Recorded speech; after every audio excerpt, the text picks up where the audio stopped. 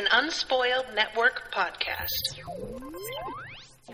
This is Spoil Me, covering Fullmetal Alchemist, Brotherhood, episode 23, Girl on the Battlefield.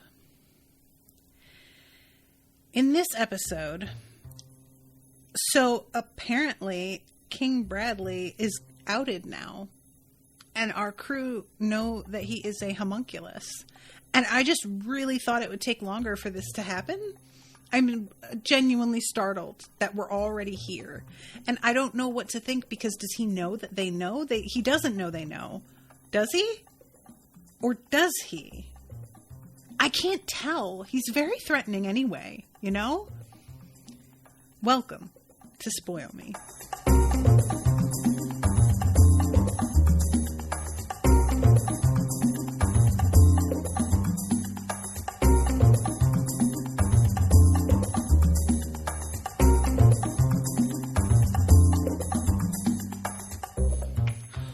Welcome to the show, everyone. I am Natasha.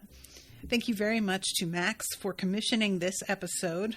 Max, if you're out there listening, thank you, sir. Appreciate you. B. Moore says, rewatching this alongside the series, my condolences for having to wait 3 to 10 days between watching each episode with all the cliffhangers.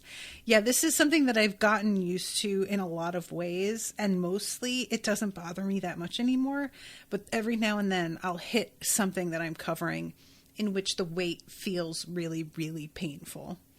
And it's not every episode of this show, but there are certain episodes that seem to genuinely fly by.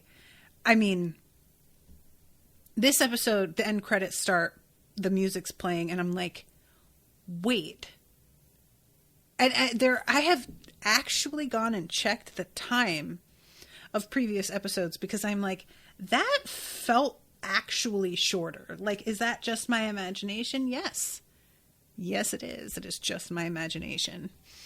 So, thank you for your condolences. I appreciate them, but also, they are worthless to me. And Damien says, I forgot today was Friday, so I missed out on watching it before this. Ryan says, I think it's free on Crunchyroll, which I do not have, but I'm thinking of getting it because I'm also having issues with, like, I mean, obviously anything I'm covering that's on Hulu right now has been a pain in the ass. And that's also One Piece at this point. So if One Piece is on Crunchyroll and Fullmetal Alchemist is on Crunchyroll, I may just move over and do Crunchyroll. May as well. I don't know how many of you know, but Rashawn and I are planning, after we finish the next Dresden Files book, to cover Ted Lasso. And I'm going to have to get, like, the membership to Apple TV for that. So I may as well just get all the platform subscriptions. I'll just do it. I can write them off, whatever. I'll just go ahead. So this episode begins, like, exactly where the last one left off. And it's interesting to me whenever they choose to do that, because a lot of the time they will have it start a few minutes later, an hour later. It'll be clear that whatever just happened is still quite a factor in the present circumstance, but there'll be a bit of a buffer. And recently that's been happening less and less, because we're getting, I think, more into, like, the real action of everything. And so Bradley is still in the midst of his fight against Ling. Ed is still in the midst of his comforting conversation with Winry. Everything is still, you know, mid-stride practically, which I think might be part of why I get startled when certain episodes are over, because it will really feel like I'm in the midst of a scene and it just doesn't feel like a spot to end. But that's also what makes it a cliffhanger, I guess. And Winry winds up being sort of taken into custody by some of these government guys. And what Winry copes with in this episode is sort of fascinating to me, because the line that she has as she watches Ed run off is, "Why is waiting the only thing I can do?"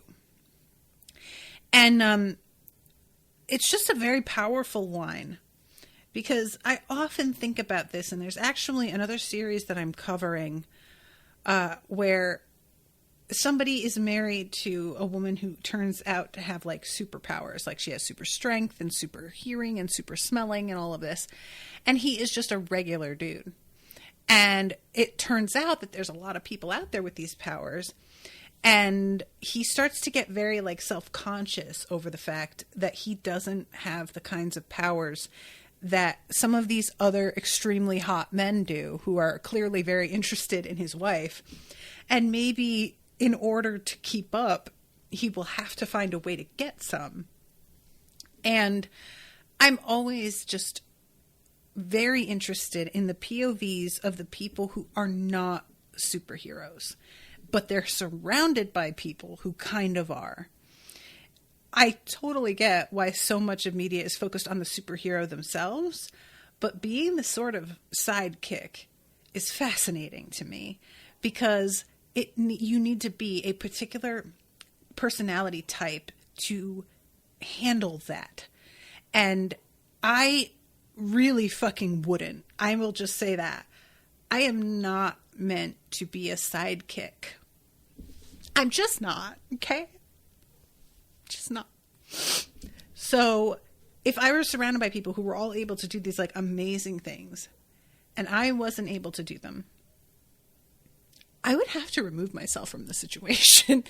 You know, like it would just be, look, I get it that it's like, oh, they're childhood friends and there's loyalties there. And like, maybe, but I just can't, it's not even just about being outshone by somebody who has an ability.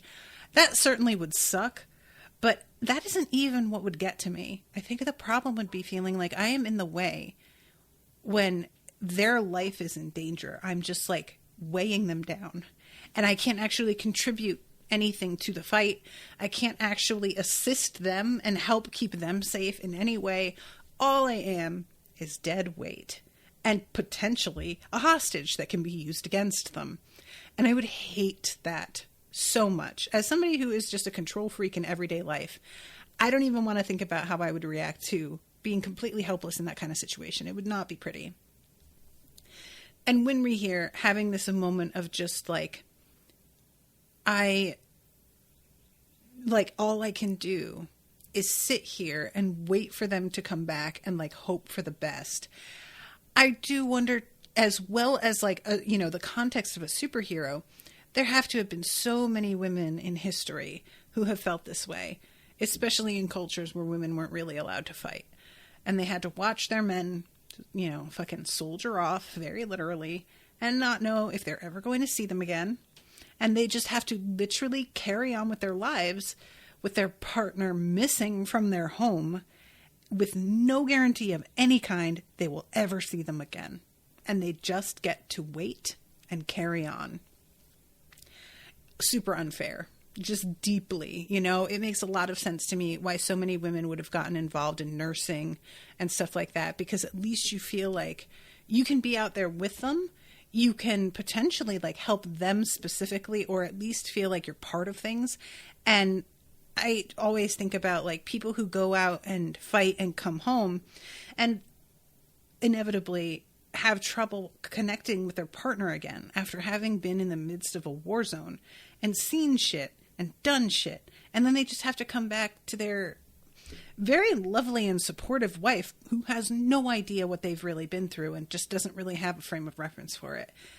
It's not their fault, but that's going to weigh on you. You want to be able to share things with your partner, and there comes a point where being able to tell them is only going to do so much. If they haven't been in it, they can't understand it, So, like, what winds up happening with Winry first, right before she heads home, she is in a room with King Bradley. I will never stop laughing. And Ed, who by the time he comes in there, correct me if I'm wrong, King Bradley isn't outed until after this interaction. But Ed is suspicious of him by then, if I'm not mistaken, the way the timing is for this. And Bradley says something like, you know, she's an honored guest and deserves our every courtesy. And then he leaves. And I was like, okay, that's definitely a threat, right? Is he just trying to let them know, I know who your friend is? Because he knows that he's about to be outed. Does Bradley know that Ling told them? Does he know about the relationship between them and Ling? I don't think it's a secret, right? So is he doing this as sort of like a chess move ahead of them finding out what he is? Because he knows that eventually they're going to find out, and them remembering that he knows where one of their like most vulnerable friends is might keep them from doing something stupid. I feel like that has to be like sort of the message that he is attempting to send here. And it's just that like Ed doesn't know enough yet to interpret the message, because Ed clearly feels threatened by Bradley's presence here. He already had some like suspicions about this guy, and then the vibe is off, and the way that Bradley behaves is just trying to be like, oh, she's an honored guest. Like, that doesn't make any sense. That doesn't really hold up. And I'm curious about like what was supposed to be. And does Winry know that this is threatening? Because Winry seems uncomfortable, but she could just be being like feeling uncomfortable because this is like the king of the fucking country, basically. And he came and sat and is having tea with her. And that is not something that she was expecting, clearly. And I don't really feel like she wanted it. She's just gone through like some real emotional shit. And the last thing that you want after you've gone through that kind of trauma and relived shit is to have to sit across from somebody who's like an authority figure, wholly unfamiliar to you, and make small talk and like be cool about things. The worst kind of situation for her. So it may purely be the circumstances that are causing her to look this way. But I kind of wondered if there wasn't a vague feeling of a threat in the air and she could sense it. You know what I'm saying? So she winds up leaving to go home because she calls home, or no, I think she gets a call, if I'm not mistaken. And it is her boss. And honestly, this is so insulting. But there's all these people there who are basically like, yeah, we know that this dude is like your mentor and trained you and everything, but he sucks. You're way better at this. Please come back. I need you. And we get to see that there's like 30 people just sort of sitting and chilling around and in the shop, even though they know she isn't heading back anytime soon. And I'm like, guys, go home. Don't you have like families? What are you doing? But it's a really nice moment of her feeling like she doesn't have a role to play in anything, and then being reminded that she does something extremely valuable. And it's really kind of giving what I was wanting to see Ed say to her in the last episode about how she's upholding her parents' legacy of helping people.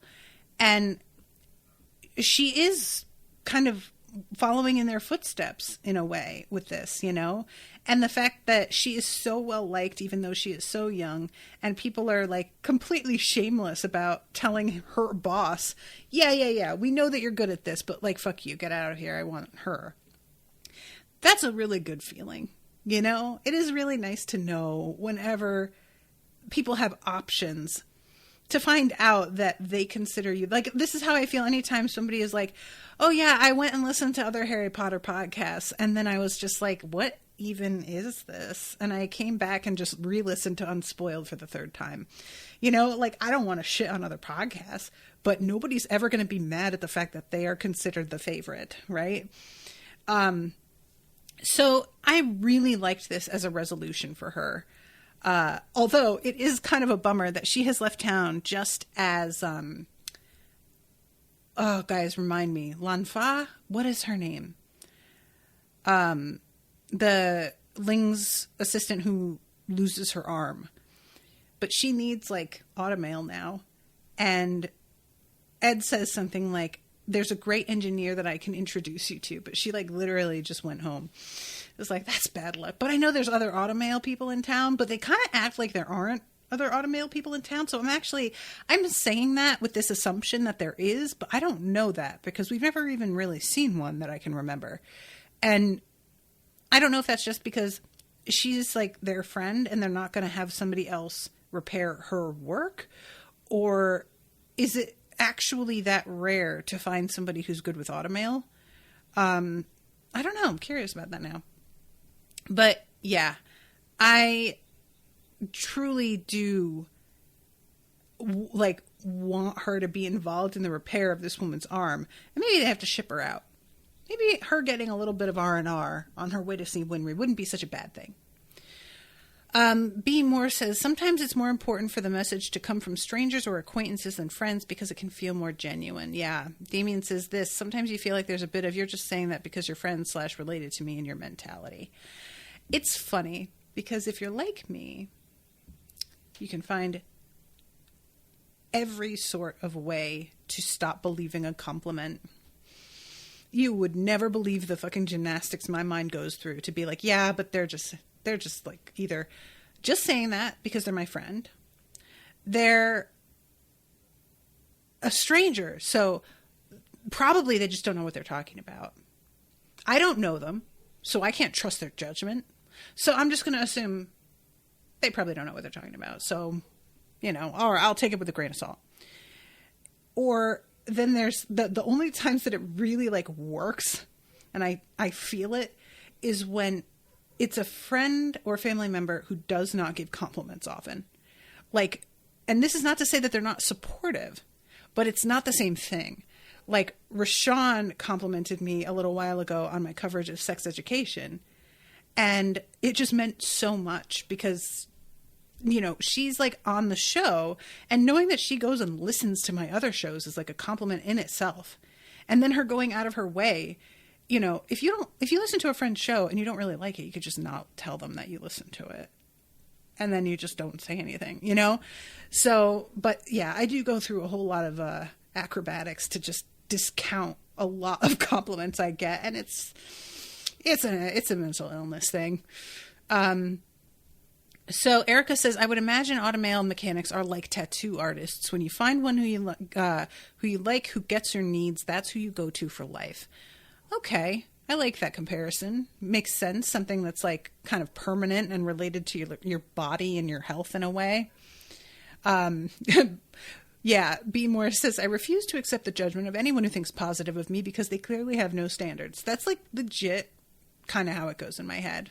And I am not proud of that because it's a kind of contemptuous thing to think about people, but so anyway, that's Winry's deal this episode. And I really liked it. I thought that was like just a compassionate way to deal with her and actually address her role in things and how she would feel about it while really accentuating how her particular skill doesn't necessarily translate to the kind of fighting that her friends do, but she's crucial to them.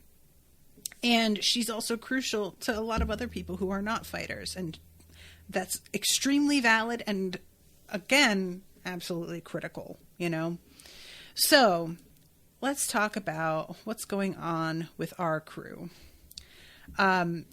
We have this fight that is wrapping up between Ling and King Bradley.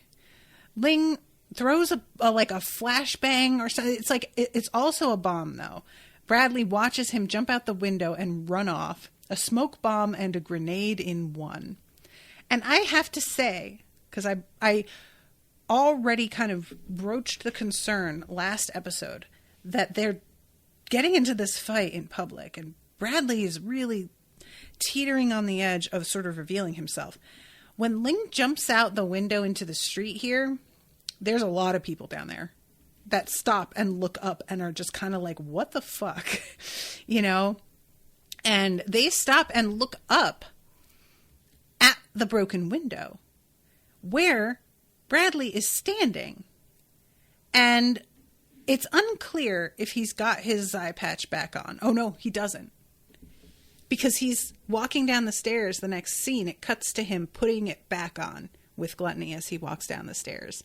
So yeah, we've got King Bradley just standing there in the midst of a broken window with a bunch of people looking up at him, and he does not have his eye patch on. So I stand by what I said. That said, apparently, like, I am willing to believe that he is far enough away that people can't quite tell, like, precisely who he is. They probably couldn't see a tattoo on his eyeball from there. Whatever. But it feels super reckless of him. And therefore, I'm assuming shit is either about to completely pop off and he is kind of losing his patience on that, or like maybe replacing him or just steamrolling off of like what people are saying about him won't be particularly difficult. And honestly, as I've grown to like learn how the world works and how people in power and people with money can pretty much just ride out any sort of scandal or law breaking until people low-key forget, I just can't help but believe that that's exactly how that would happen. You know, probably the thing is with this series, we usually have people being like held accountable by somebody, but going by actual real life, he'd probably be fine. You know, like we have literally had people on tape confessing in their own voice to sexual assault, and they got elected president. So I guess who the fuck cares anymore, right? So as this is all going on, Mustang and Hawkeye are listening in on all the radio stuff, hearing about how Winry has been taken in. Hawkeye gets a rifle and heads out, and she's given like a rendezvous point by Mustang. And I love that she says, "Stay out of the field" to him, and she's just very worried about him. So we see Ling, and he is running off with her on his shoulder. And I don't remember if you guys, I'm going to look and see if you guys told me her name. I don't think anybody did. But she is bleeding, and therefore it is very easy to follow her tracks. This is so upsetting. I really, really hated this. So she's looking at her arm flopping around, and she says, "What has happened to me, to my arm? I'm useless to you now." And I wasn't entirely sure what to make of this. Oh, her name is Lan Fan. Oh, okay, I got it right. Who knew? Wasn't expecting that. Did he break her arm? Like, jumping ahead, spoilers, she cuts her fucking arm off. Word? I just thought her arm was broken or something. And if it's just broken and you decide to cut it off, feels like a little bit of a drastic solution. I mean, like, could you not have accomplished the same thing if it was just like your thumb, maybe? I would even say pinky finger. I would go for a pinky over a thumb. Let's be honest. And maybe not. Maybe that would not drip enough blood. I don't know. But because I'm unclear about what actual injury she has sustained, her choosing to cut her arm off, one, did not occur to me. And two, feels pretty fucking melodramatic for the situation. But, you know, maybe I'm just a pussy, which is perfectly possible. And the way that they frame it is that she is arguing with Ling as he runs through the streets, telling him that, like, sometimes one must be left behind for the greater good. Your people need you. Don't do this. And she whips out a knife, and Ling can tell she's about to do something shady, and just says, "What are you doing? What are you planning? Don't do it. And then there's an explosion that it cuts to. And what I thought was happening here was that she was planning to kill herself.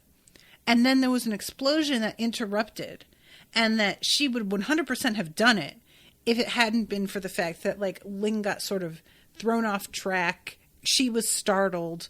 Maybe some debris fell on them and, like, separated them. Or, you know, like, if something happened to prevent her from actually going through with it. It was the way that I read that scene and the way it was cut into the next scene.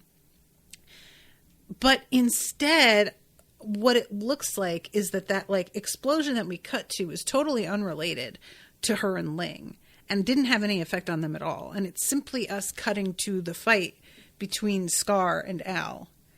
So that was a little bit confusing. And thus, when the whole thing happens later, where it's revealed that she tied her arm to a dog and just sent the dog out, it took me a second to, like, even understand what was going on.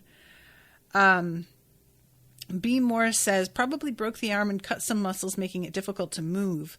Unlikely to heal, but maybe it could have been done. But she needed the blood bag to be cut off as a distraction since it was leaving a trail. Well, that's the thing, though. Like, cutting your arm off would certainly also leave a trail. I mean, you leave a second trail. Like, it just feels extreme. It's fine. Whatever. It doesn't really matter. Meanwhile, in the fight between Scar and Al, Scar has finally begun to realize that Al is hollow and attached to this armor somehow. And I really do appreciate the way that this goes, because Al basically is like, yeah, it sucks sometimes. I don't want pity from you. Who the fuck are you, though? And I really liked that. You know, I don't think I've ever put it in those terms in my head, but just being, like, straight up like, I don't want pity at all, but pity from you especially. Fuck that. Good for you, Al. I appreciate you, buddy. But yeah, this whole thing is kind of, like, enjoyable for me between the way that their fight goes and then Scar sort of later on. He says, as they're in the midst of fighting, Scar is asking him, how can you still believe in alchemy after it did this to you? And Al says, my brother used alchemy to save my life. To regret the form I have now would mean not only rejecting alchemy, but also turning my back on him. I believe in my brother, and I believe in alchemy. And this is the kind of thing where it really reveals whether you're, like, an optimist or a pessimist kind of thing, you know, because saying my brother saved my life with alchemy, for me, you wouldn't have needed saving if it weren't for alchemy that fucked everything up to begin with. So, like, okay, I guess, but also giant asterisk at the end of that sentence. However, you know, he is entitled to feel how he feels about it and frame it the way he wants to frame it. I will not lose faith. I want to believe. And he says, oh, do you? And he sticks his hand into this water that's streaming down and creates a bunch of steam so that he can come at Al in the fog of it and Al won't see him. But Ed is already there and he jumps through and kicks this guy out of the way. Ed is not in a good place. He is trying not to cry here. He's feeling very guilty about the fact that he just made Winry cry again. They're about to do their little showdown. And then guess who shows up? Fucking Gluttony. I had forgotten. The boys don't know Gluttony. So Al sees him and is like, look at his tattoo. And I had a moment of like, have you not noticed that? And then I realized, oh, I don't think that they have encountered him directly. It's wild because we've seen so much of Gluttony. It just didn't even occur to me. So he starts coming straight for Scar. He leaps into the air and Scar grabs him and slams him into the ground and then electrocutes him. Basically, allomantically attacks him, but it looks like an electrocution. he, has a bunch of blood pour out of his mouth to indicate that he's injured. And it looks like maybe Scar has actually done something. And then it turns out, no, little injury, shook it off. He stands up and he slams Scar into one of the train cars because they're like in a train yard at this point. So here comes Ling. Ling, I don't know what to make of this kid. He jumps down. He grabs Gluttony's tongue, yanks it out, and truly, it was awful. I hated this so much. It begins to sort of evaporate, and for a second, I'm thinking, oh, he did get him. I'm wondering, does that Philosopher's Stone hang out in his tongue? Is the tattoo that they each have located over the body part where the Philosopher's Stone is implanted? Not so. He then watches Gluttony begin to reassemble himself and then ties him up with rope. And the whole plan here is essentially that the rope is tied tight enough that as his body continues expanding, the rope will just tighten and bind him more securely, which is a pretty good idea. I have to give it to him for that. And they wind up having him for a minute with this method. It does not last. I will say there comes a point where he becomes angry enough that he just busts out of there. When he hears Colonel Mustang is here, he puts together that Mustang is the one who killed Lust. And I should really kind of back up and mention that for a second, guys.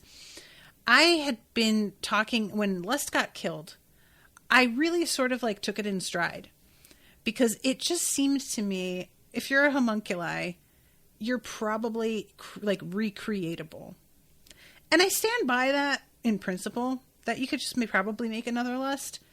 But it's really clear from the way that her people are reacting that the loss of Lust is not nothing. I kind of saw it as one of the necessary risks, and it's a pain in the ass to replace her, but it's doable. And we would rather not, but it's not that much skin off their back if they have to. The way that people are playing it, though, it feels pretty significant that she died after all. So I feel like I didn't give the moment of her death that much gravity because the way that the homunculi have been depicted felt like I didn't feel like they could, quote, die. It just kind of feels like, well, one of their bodies might be destroyed, but it's possible to bring them back. And I'm not sure that that's actually true. That's just sort of the vibe that I was going with. And the way that, especially Gluttony reacts, and we saw the way that Envy reacted a couple episodes ago, they obviously take it quite personally that Lust is dead. So, but yeah, he is able to bust out of those ropes once he just kind of gets mad enough. And that's the kind of thing that I always have mixed feelings on when properties do that. Somebody getting mad enough that a thing that previously seemed like it was impenetrable for them, suddenly it's not an obstacle anymore. But I'm not really mad about it. It's just one of those things that I kind of have to mention. So, also, Lan Fan is walking around in these streets with her fucking arm off and just straight up hiding by herself. I kind of thought she was going to follow up Ling. And yeah, he comes in with his somersaulty self and really showing out, but she would be trailing behind him. And it sort of looks like either she jumped off him and did her thing, or they purposefully split up because it was agreed that she would not be able to keep up with him, So then we have Hawkeye come screeching in on one of these cars, and she shoots Scar in the leg. And it takes a minute before Ed and Al recognize her because she has her hair down and she has glasses on. I guess this is an attempt at a disguise, but it's not effective because Bradley knows who she is, like, pretty much immediately. And she tells Ling to put Gluttony in the back seat, get in, and she takes off. And Ed and Al do the whole, like, okay, we have to pretend that we don't know her. And I love Ed says, the Colonel might be a creep and a jerk, but at least we know we can trust him. Which, that's pretty much my feeling on the thing. He is a creep and a jerk. Not wrong. Nothing wrong with that. So, yeah, he says, we have something to do, and he turns towards Scar, and he starts the fight back up again. And I really enjoy the subtitles. It'll just say transmutation sounds. I don't know why that makes me laugh so much. So Ed starts to talk about how, like, he's going to answer for his crimes. You killed the rock bells, and all of a sudden, out of nowhere, comes this little Xing girl that had teamed up with, and I was wondering what was going on with her. I'm still sort of wondering what's going on with the other alchemist that he, like, because she calls Scar servant, and she basically, like, seems to see Scar as the servant of the other alchemist. So remind me, guys, what the name of that alchemist is again, because we, like, his introduction was sort of weird because apparently he was in another scene that was, like, cut.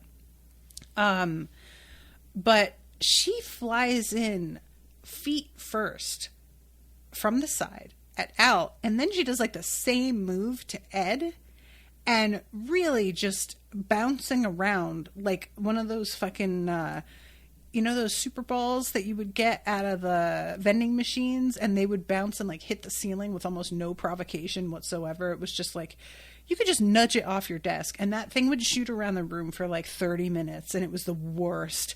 Unless you were, like, a cat or dog, in which case it was the best.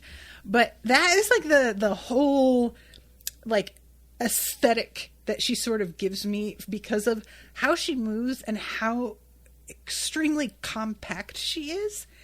And I really love this. It's just, I don't want my guys to lose, don't get me wrong.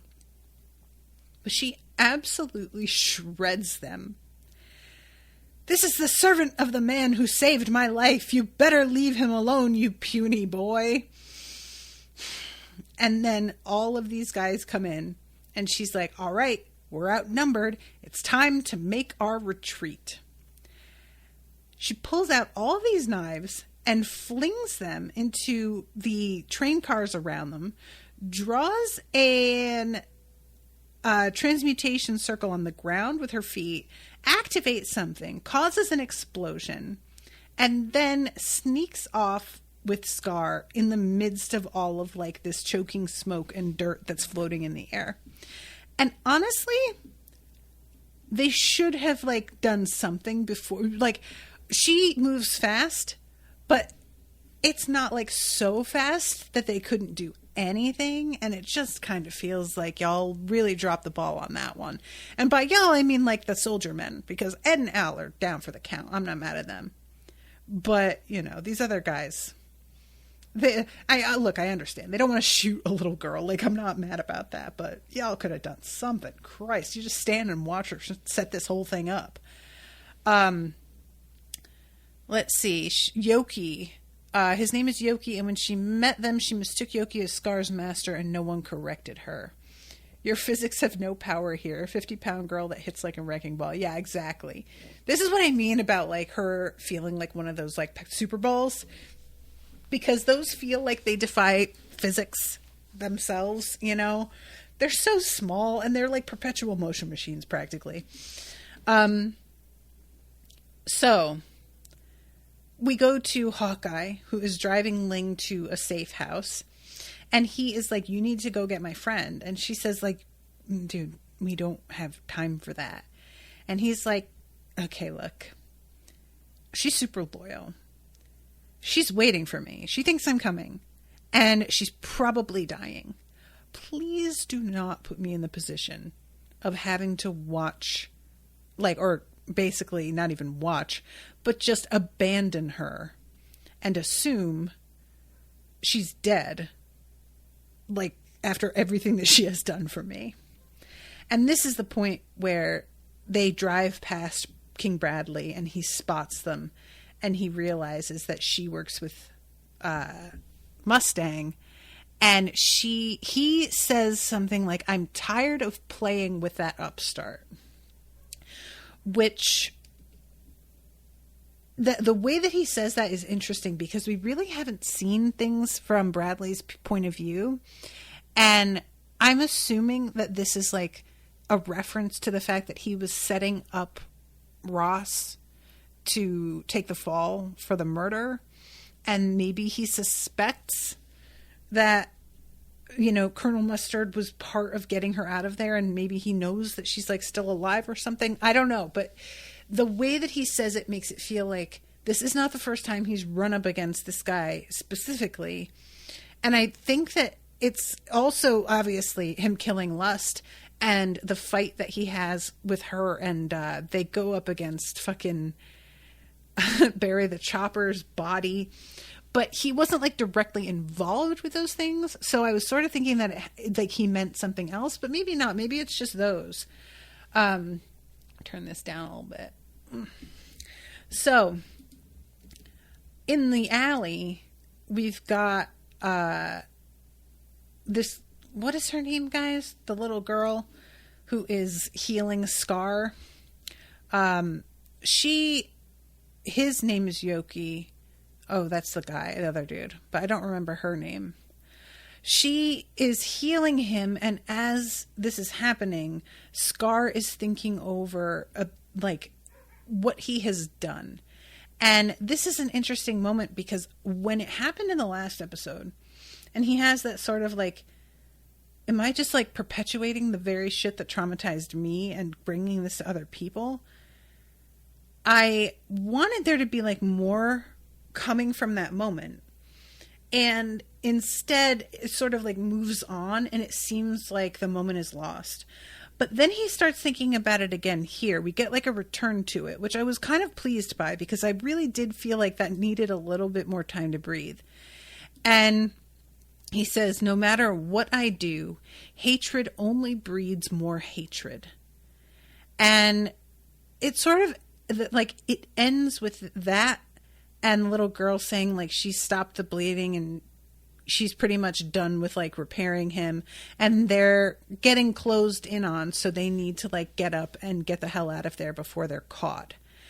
But the fact that we return to it here, even if it's brief and there's not really any like follow up to the question itself, indicates to me that this isn't going to be like dropped. This is something that he has to stop and think about. And I like that actually better because what I was sort of thinking was going to happen in that scene was like, oh, I'm going to have this moment of realization and then change my ways, you know, and completely rethink the direction of my life, drop my weapons and say, oh no, I suddenly understand that I have become what I hate and I need to repent and apologize and whatever. But that's just not how it works. Like most of the time, we don't have these major revelations in a single moment. We get hit with a circumstance and we step back and go, oh. And then we think that shit over for way too long before we like really make any major movements towards changing our behavior a lot of the time, if we ever indeed do change our behavior at all. And so I kind of prefer this to what I was thinking or wanting. And I don't know if it's going to turn him around completely as a character, but I appreciate that he is clearly a contemplative, introspective person.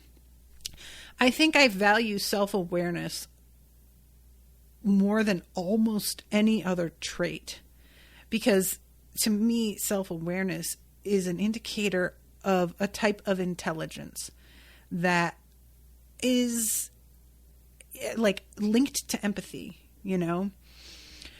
So if he's able to really step back and look at his actions and like wonder, am I doing the right thing with any of this? I respect that. We'll see if it turns into anything. So, okay, thank you. Her name is Mei Chang. Mei Chang is looking around for Xiao Mei, her little panda. Cannot find Xiao Mei. It turns out Al has her. This is such a good moment, you guys. They're looking at this panda, and Ed is like, dude, we can't be adopting more animals. What are you doing? And he says, first stray cats. I don't remember. When did he adopt a cat? I'm sure I'm just forgetting something. And I love that Al says, look at how sweet and gentle she is. And he like pokes in her face. And she turns and bites his finger, which is totally ineffective, of course, because he is a metal man. And he just smiles and gets those little like pink cheeks that you get when you're like, oh, you're so cute. And then we get this wonderful illustration where, you guys, I love this so much. It's a pyramid of important beings and creatures. So at the very bottom of the pyramid, we have Ed and Yoki. The next tier up, we've got what looks like an amoeba, and I think like bamboo shoots or something, and maybe a radish. Looks like vegetables and food and whatnot, and maybe like single-celled life forms, I think is the implication here. That Ed and Yoki are lower on the totem pole than single-celled organisms. Above that, we have Scar. He's in his own tier. And at the very top, we have Xiao Mei and Mei Chang. Yeah. And then as he realizes that he bit Al and nothing happened, the pyramid gets disrupted by the insertion of Al to the very, very top. And Xiao Mei basically freaks out, and then the scene ends. Y'all, I love this illustration of the way that an animal sees people, because this feels very correct. Like, one of my cats, I would say, does not think this way because she is not that smart. I'll just say it. It's tough. But I do really like that. Obviously, we've seen that Xiao Mei is a bit of a brat, but there's a cat-like sort of attitude to her, you know? And getting to see this very distinctive, like, here's who's at the top, and the fear over realizing that it's not you anymore. I love it. It's just so good. And it's so succinct, you know? And it just feels familiar in a weird way. So, okay, this is when Al keeps Xiao Mei inside his armor, which is adorable. But this is when they walk into the room and Winry is sitting there with Bradley. And again, they have not gotten the news yet. So Winry has a bit of a breakdown again, but then she has the phone call where people are telling her that she needs to come home. And Al and Ed bid her goodbye at the train. And Ed says something about how he like mumbles something about her making her cry. And she can't hear him, and a bell rings, and he walks away, and she's yelling after him, what were you saying? And I really thought that they were just going to leave it with him, like, never telling her, and I was about to be a little bit annoyed, not hugely, but I was like, ah. And then he says, the next time I make you cry, I hope there'll be tears of joy, and Al and I will be back in our normal bodies, and I'll make you cry out of sheer happiness. That's a promise. And it's pretty cute because it is like a corny enough thing to say that I can understand being like, she didn't hear me the first time. I don't want to do this all again. I can't say that again. You know, like, I love the feeling behind it, but it is like like the next time I make you cry, I hope it'll be tears of joy. Like, come on, that's just a little bit corny. It's fine. But I did appreciate that he reconsiders and has a moment of being like, all right, I'm going to tell her. Fine. The moment seems to be gone, but I'll do it anyway. And then we see her watching him walk away. And I thought we were just going to sort of leave it as, you know, the last episode was called Backs in the Distance. And I thought maybe this would be a slightly happier Backs in the Distance moment for her. And it would be implied instead of like explicitly spelled out. But we get an explicit spell out, not because it's just like, oh, look, it's for better reasons this time or anything like that. It's because she is wondering if she is falling for Ed. Which, I mean, I'm not going to be mad about it, but I did say that I was hoping her and Al might have more of a connection when I brought this up at one point. And I think it would be more unexpected. I think is why I would prefer that. Just because her and Ed, it feels kind of obvious. And I don't really know the actual age difference between her and Al. So I've been able to sort of be like, well, it's close enough, but I don't know that. It might be kind of like at the age they're at, the years difference means more, you know? So it might be too far apart. So this is when we have Colonel Mustard collecting the, not mortician, coroner. And he doesn't have another doctor to count on right now. And Mustang is like, if you don't want to get involved because you're worried for your family, I understand. And this guy, his name is Knox, I think. He's like, my wife and I split up like a while ago. So I am not worried about that. He says right after I came back from Ishval, which is really revealing. And apparently this is to handle Lan Fan. They did find her.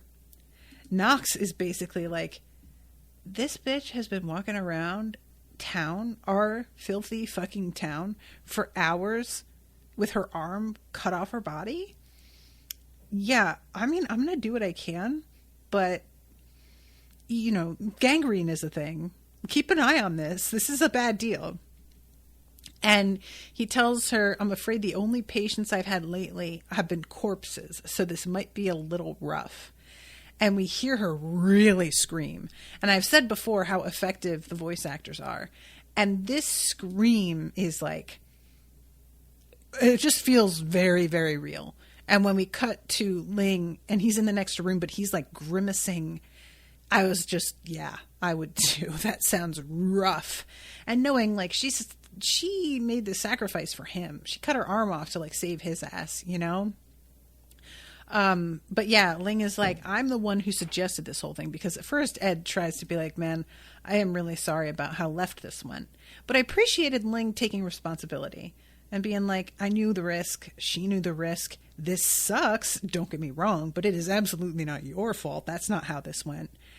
And he says, like, we had something to gain and we had to make some sacrifices. I just wasn't prepared for this particular kind of sacrifice. I thought I was ready, and I was not ready. And I was like, yeah, I mean, that is kind of how it is, right? That I feel like is so the thing. All of us sort of know we're going to be expected to do certain things, but when it comes, we're never ready for like how intense it is. It's just life, man.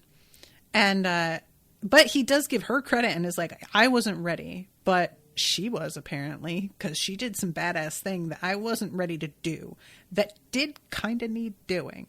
And he has a lot of respect for her, and I just really appreciate it.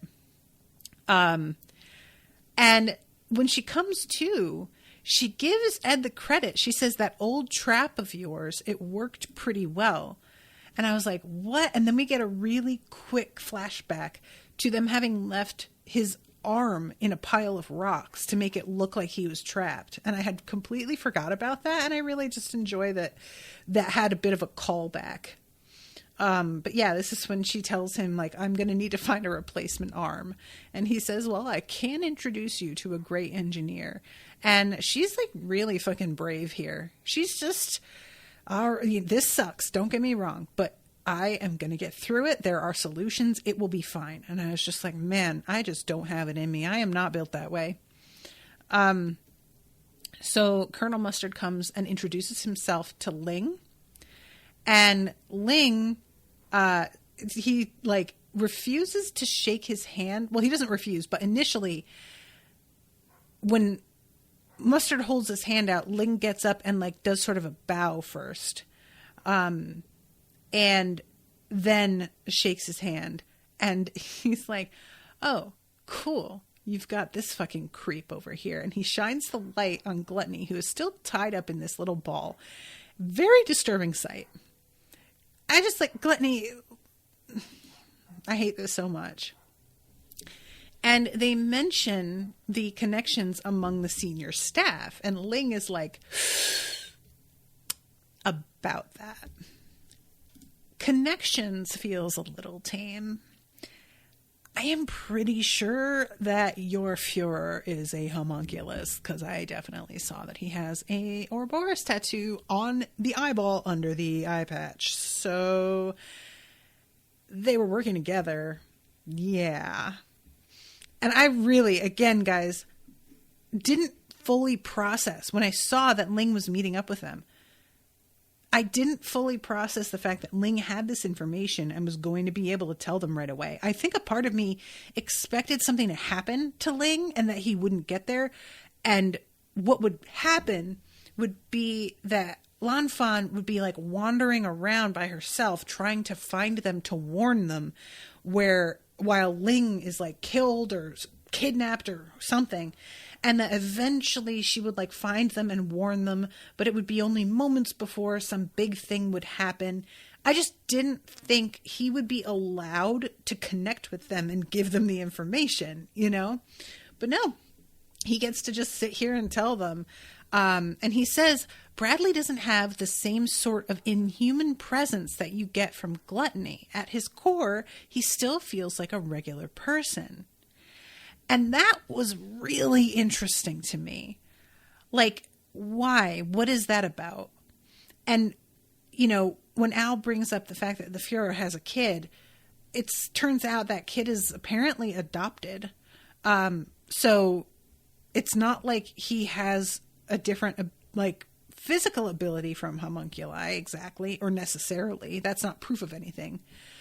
But the fact that Ling has this sort of sense and the Fuhrer doesn't have it, that is really interesting. I really want to know why. So, like, Colonel Mustang is essentially, well, now that we have this information, it should be easier to take him down. And I was like, that is a really interesting interpretation. Because, like, to me, that doesn't feel true. I don't know that it's, like, unreasonable to think that. And maybe it's just my anxiety talking. But once you find out that a person is involved with an organization that's been dogging your steps and killing people and infiltrating, I don't feel like thinking this means you're going to be able to take them out is particularly justified.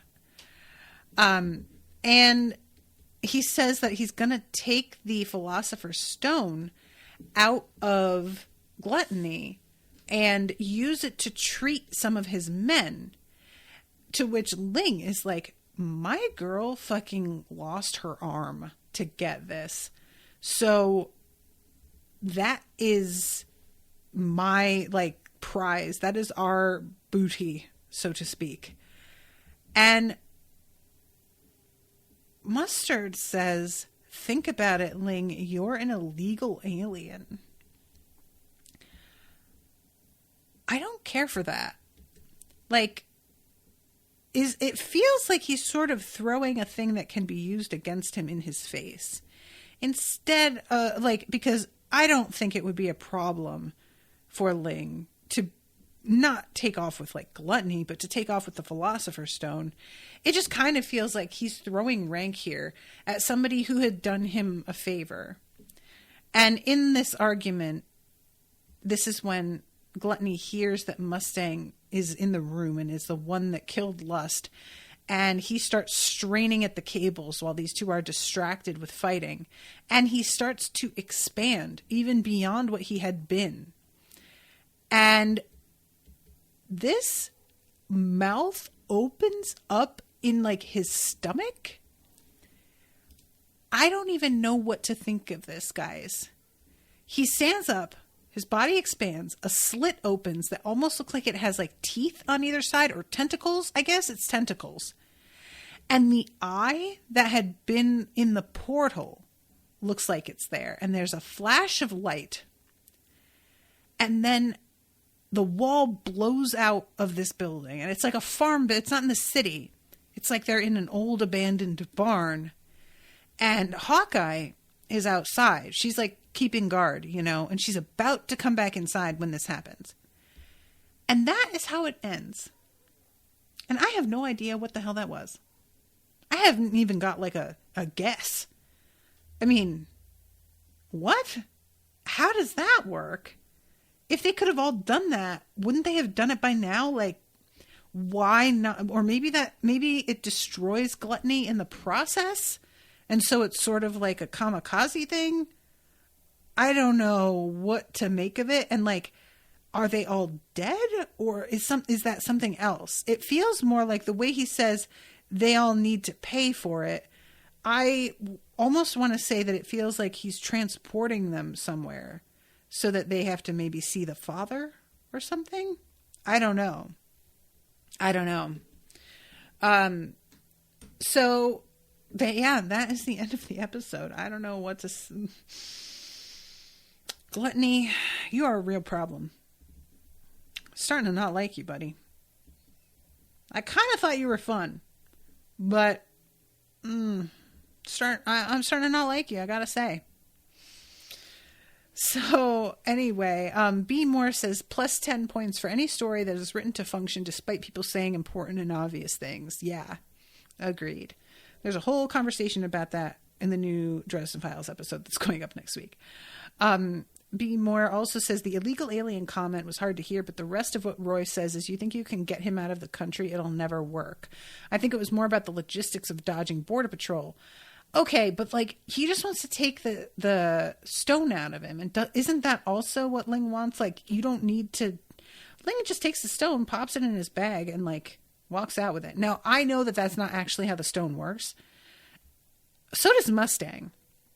I really want to know what Mustang thinks he's going to do to treat people with the stone, considering how that went last time he attempted it. But I don't know. Maybe he's got another plan up his sleeve. But okay, that's fair.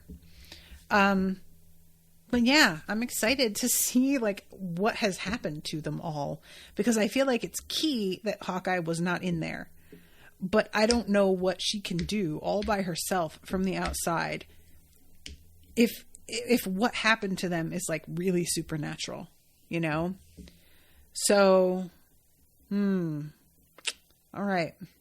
Well, guys, I'm going to wrap up, but thank you all for hanging out with me. Thank you again to Max for commissioning this episode. Everybody say thank you to Max. And until next time, toodaloo, motherfuckers.